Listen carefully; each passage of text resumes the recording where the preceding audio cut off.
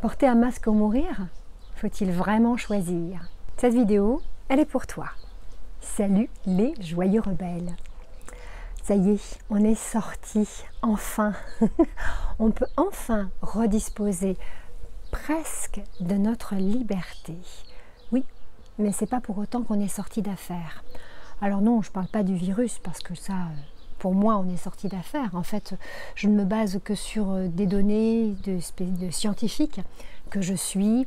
Par exemple, de ce docteur italien qui est directeur de l'hôpital San Raffaele à Milan et qui annonce que eh bien, le virus est pratiquement éteint, que effectivement les gens qui sont maintenant testés montrent une charge virale qui est pratiquement nulle et que donc nous sommes sur la bonne voie et que effectivement comme toute grippe saisonnière, nous arrivons grâce au beau jour à la fin de ce virus. Voilà, donc celui qui dit ça s'appelle Alberto Zangrillo.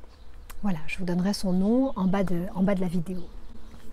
Alors oui, effectivement, donc on est sorti d'affaires, mais malheureusement, même si on est sorti d'affaires, beaucoup d'entre nous pensent que nous ne sommes pas. Et bien entendu, l'injection de la peur, l'injection de la méfiance vis-à-vis des uns et des autres a été bien évidente et aujourd'hui montre encore sa force.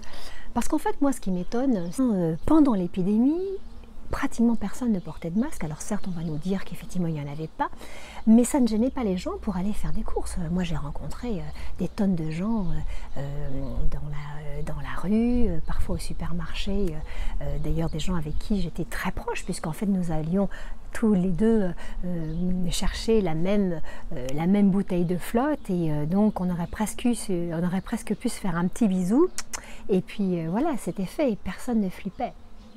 Et puis là, aujourd'hui, maintenant, tout d'un coup, tout le monde met des masques. Enfin, la plupart des gens mettent des masques. Et ça, moi, je trouve ça complètement dingue, en fait. Tu peux plus rentrer dans une boutique si tu n'as plus de masque. Alors, il est clair pour moi que si on m'oblige à mettre un masque pour entrer dans une boutique, je ne rentre pas dans la boutique, évidemment.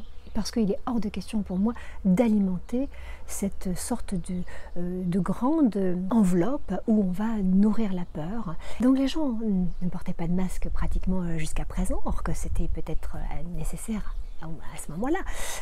Donc on a fait un petit peu avec les moyens du bord, avec les masques fabriqués maison, enfin voilà, on a fait ce qu'on a pu.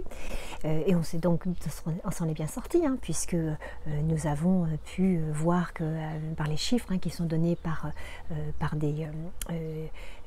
des études qui sont bien entendu indépendantes, que la grippe a tué l'année dernière plus de personnes que cette épidémie de corona, et que donc ce corona va suivre comme tous les autres coronas, suivre son chemin vers sa belle mort, et que bien entendu ça n'enlève pas le fait que bien des gens ont pu être touchés, mais voilà, par rapport aux chiffres, on a quand même quelque chose qui peut quelque part nous rassurer, entre guillemets.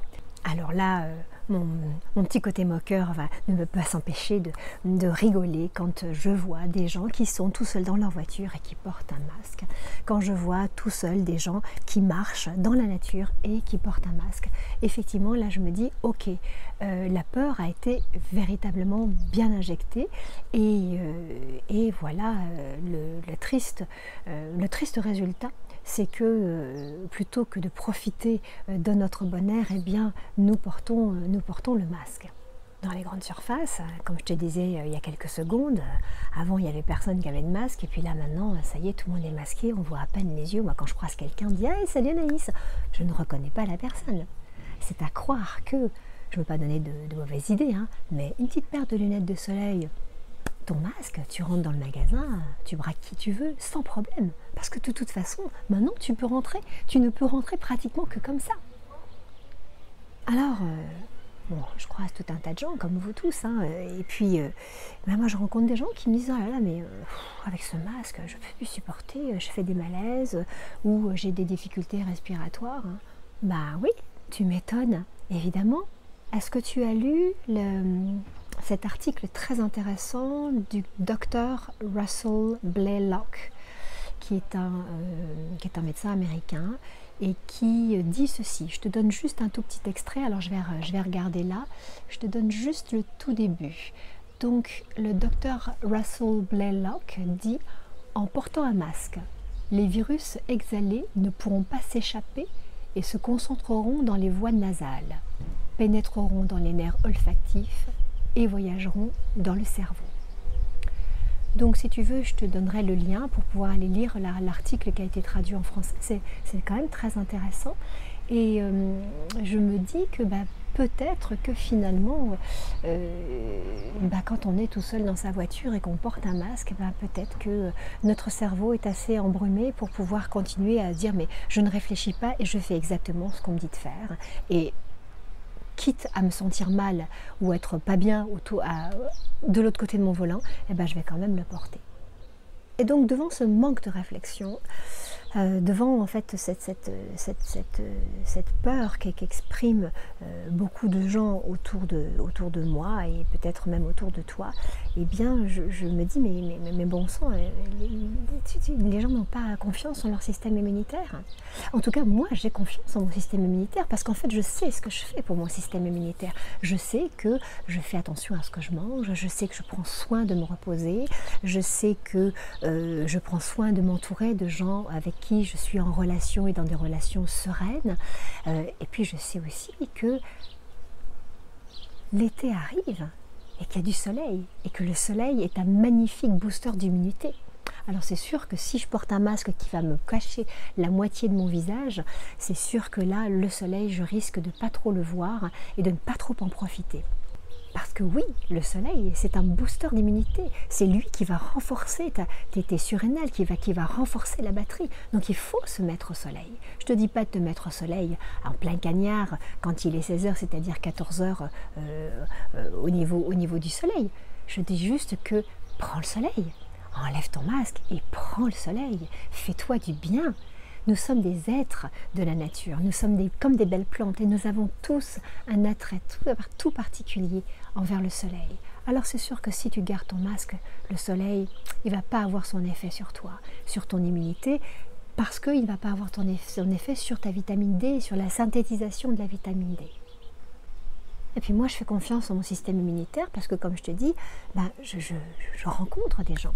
Je n'hésite pas à embrasser les gens que je rencontre parce que je n'ai pas peur et parce que bien entendu eux n'ont pas peur, donc chacun fait bien sûr pour sa peur, hein. Je ne dis pas le contraire, mais en même temps aller boire un café ensemble avec les terrasses qui sont nouvellement ouvertes avec un masque, à un moment donné ça devient un petit peu compliqué. Excuse-moi, je soulève mon masque, je bois ma petite gorgée de café et je remets mon masque. Oh, tu vois bien qu'il y a quelque chose qui ne va pas. C'est pas logique. Si on te demande de porter le masque pendant 1 mois, 2 mois, 3 mois, pendant tout l'été tu vas rester avec ça, tu vas suffoquer derrière ton masque. Si on te demande de porter un masque pendant 3 ans, tu vas porter le masque pendant 3 ans. Mais qu'est-ce qui nous pousse, nous, à pouvoir être aussi obéissants, à pouvoir se laisser traiter comme des enfants parce qu'on nous a dit que. Or qu'il suffit juste de réfléchir et de comprendre que un virus, ça fait partie de la vie. C'est quelque chose qui passe. Alors certes, certains d'entre nous sont touchés. Les plus fragiles sont touchés. Je ne suis pas en train de dire le contraire. Je dis juste que c'est la suite. C'est que, comme tous les ans, le virus, cette année s'appelle le Covid-19. Les années d'avant, on n'a pas donné de nom parce qu'on n'en a même pas parlé. Mais avant, c'était des grippes. Avant, c'était des angines. Avant, c'était des gastro. Ça n'a jamais fait flipper personne.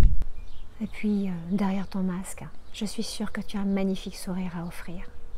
Et tu vois, moi, je vois que les gens, quand ils sont derrière leur masque, ils n'ont pas l'air sympas. Non, pas du tout. Or que quand ils enlèvent leur masque, là, tout d'un coup, c'est la banane. Parce qu'on voit le visage, on voit l'expression, on voit les dents des gens. Alors on sait que quand on voit les dents des gens, on connaît leurs intentions. Moi ça me rappelle que quand je vois les dents d'un chien, je connais son intention. Bon, ça c'est pas toujours très sympathique et que j'ai plutôt intérêt à me carapater, mais en tout cas, en voyant les dents du chien, Je connais ses intentions, voilà. Et donc en voyant ton sourire, en voyant des dents, je connais aussi tes intentions. Et je sais que derrière ton sourire, il n'y a qu'une envie, c'est de rejoindre le groupe des vivants, le groupe des gens qui vibrent, qui ont envie de se parler. Parce que finalement, c'est quoi ce masque? C'est comme une muselière. Quelque part, on nous dit, mais ferme ta bouche, suis le mouvement, avance, ferme ta bouche, ne dis rien. Respire tout bas. Et puis respire 80% de ton gaz carbonique. Comme ça va bien t'embrumer le cerveau et comme ça, tu ne le retireras plus du tout, ton masque. Parce que tu n'auras même plus de réflexion pour pouvoir le retirer. Bon, ça c'est mon petit côté en colère, c'est sûr. Mon petit côté un petit peu rebelle, c'est sûr. Mais voilà, j'ai envie de partager avec toi que tu as des choses à dire et que nous avons envie de t'entendre. Que pour moi, une muselière, ça se met, déjà ça se met pas sur des humains.